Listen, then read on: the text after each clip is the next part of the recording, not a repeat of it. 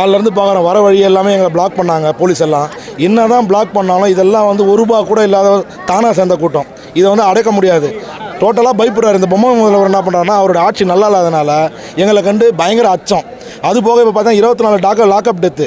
எதுவுமே ஒழுங்காக அவர் கையில் தான் அந்த போலீஸ் துறை இருக்குது.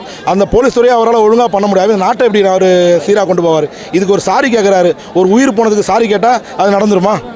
அந்த உயிரை திருப்பி தர முடியுமா? இல்லை ஒரு 3 சென்ட் நிலம் கொடுத்தா அந்த உயிரை திருப்பி தந்துட முடியுமா? இதுக்கு சிபிஐ விசாரணைன்னு சொல்கிறாரு. நான் கேட்குறேன், ஒரு 5 போலீஸ் அரெஸ்ட் பண்ணாங்களே, அவங்களுக்கு ஆர்டர் கொடுத்த அதிகாரி யார்? அந்த அதிகாரிக்கு ஆர்டர் கொடுத்தவன் யார்? இந்த பொம்பளை யாருக்கிட்ட கம்ப்ளைண்ட் கொடுத்தது?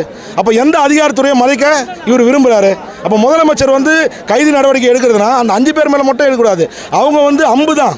அந்த வில்லு யார்? போலீஸ்க்கு இந்த அளவுக்கு அடிச்சு கொலை பண்ற அளவுக்கு தைரியம் யார் கொடுத்தாங்க? அதான் ஐயா, அதுக்கு தலைமை ஏற்கிறவர் ஸ்டாலின் வந்து பதவி விலகணும். ஸ்டாலின் ஒழிக. பொம்மை முதல்வர் அவரால் அவருடைய கண்ட்ரோலில் வந்து அவருடைய துறையே இல்லை.